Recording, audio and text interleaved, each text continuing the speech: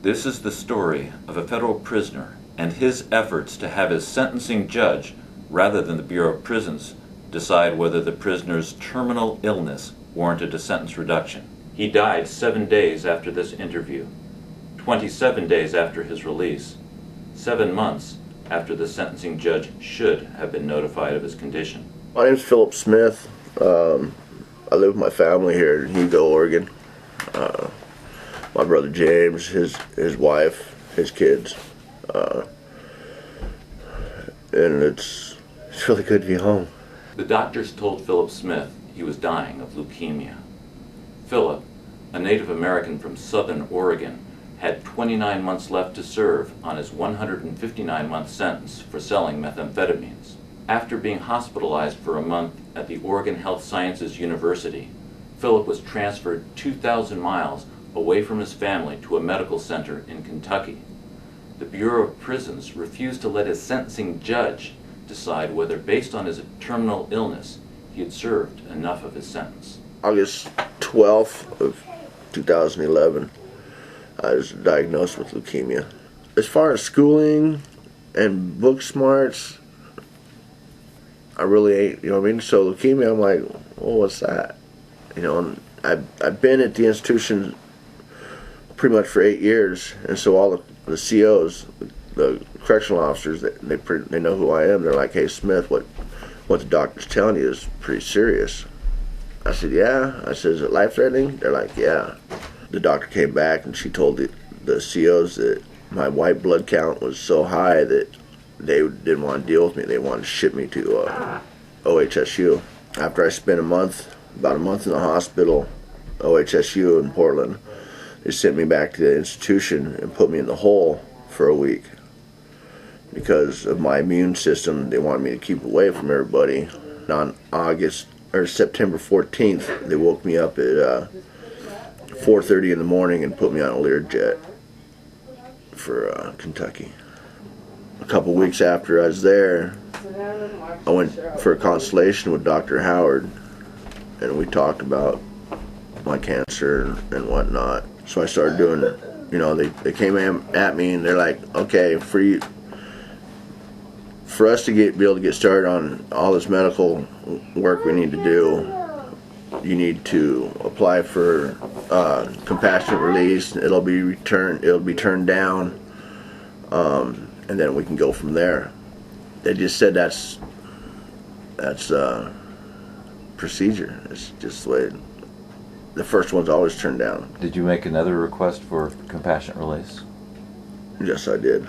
It also got rejected. They told me that my criminal history and background outweighed my medical needs.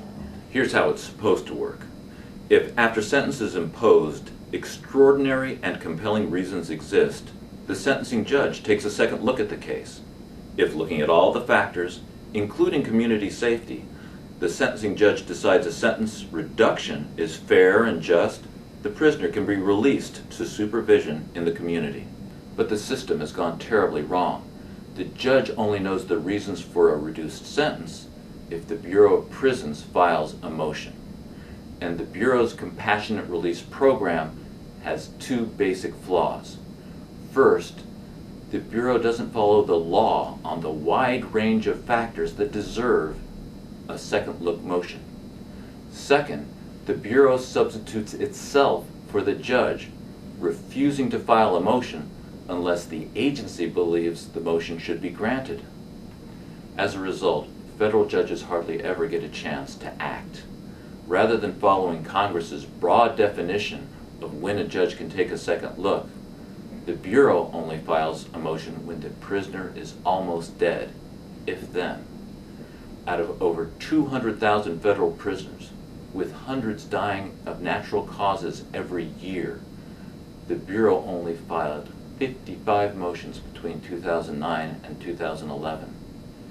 Historically, in 15% of the cases, the prisoner dies before the Bureau has even made a final decision. Second time they denied me, I'm thinking they're like, okay, the bioethics committee, this or that. I'm thinking, man, these people, they can't they can't have the power. You know, I mean, at this one institution, you're telling me this group of people, 5 or 6 people, have the power to tell me I can go home or not. And that's when I decided, you know, I mean, I think this has got to go through a judge. And that's where I called my attorney, Ruben Inigas. From the time I pretty much talked to Ruben until I was on the plane, it was like 2.5 weeks, if that. It was a joy. It was, you know what I mean? Actually, you're not used to seeing BOP people jump through hoops as quick as these people did. You know, yeah, they did come up Monday morning, wake me up and say, okay, this is your travel itinerary. This is what's going to go happen today, and that didn't happen on Monday, but it happened on Tuesday. It's like my doctor, the day I left, he come in. He's like, you paid these guys for a lot of money, didn't you? I said, no. He's like, what? I said, that was my attorney from '03, my public defender. It made me feel good, you know, because he could have answered the phone and he could have told my brother, yeah, sorry. Or when I called, he could have said, yeah, Philip, there's nothing I can do for you. But he didn't. Philip Smith is the exception. He asked for help. His lawyer took his call. His lawyer knew how to let his judge know that the Bureau was not letting her decide. After 2 weeks of litigation, the Bureau changed its mind. The judge immediately signed a release order. Philip went home. It was a great feeling. Walking out of the R&D at the prison, telling me, okay, your taxi's right there, walk over there and get in that taxi. You know, it was like, you know, walk out one set of gates, shut it, walk through another set of gates, shut it, and walk on out. It was, you know, I got to the hospital, or the airport, and I called home and told them, all right, I'm at the hospital, I'm at the airport, I'll be in Medford at midnight. Second look resentencing is not only humane for inmates, the family is able to gather, support, and grieve. This is my 9-year-old daughter that you guys have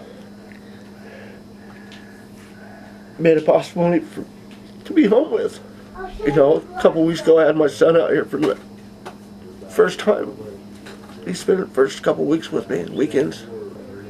It's a joy. I'm just glad he's home, and I just thank all of you for helping him. 'Cause he's my baby.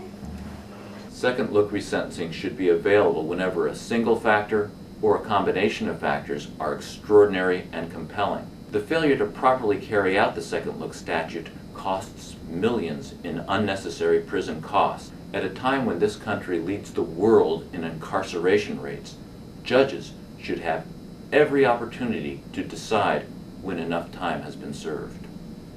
Yeah, they tell me I'm going to die. Do I know when? No. There's only one person that knows when it's my time, and that's the Creator. 7 days after this interview, Philip died, less than a month after his release. His last days were spent surrounded by his loving family. Philip knew his story ended differently from the hundreds of federal prisoners whose sentencing judges never received the opportunity to act. He asked us to let people know the system is broken, and he hoped his story would help fix it.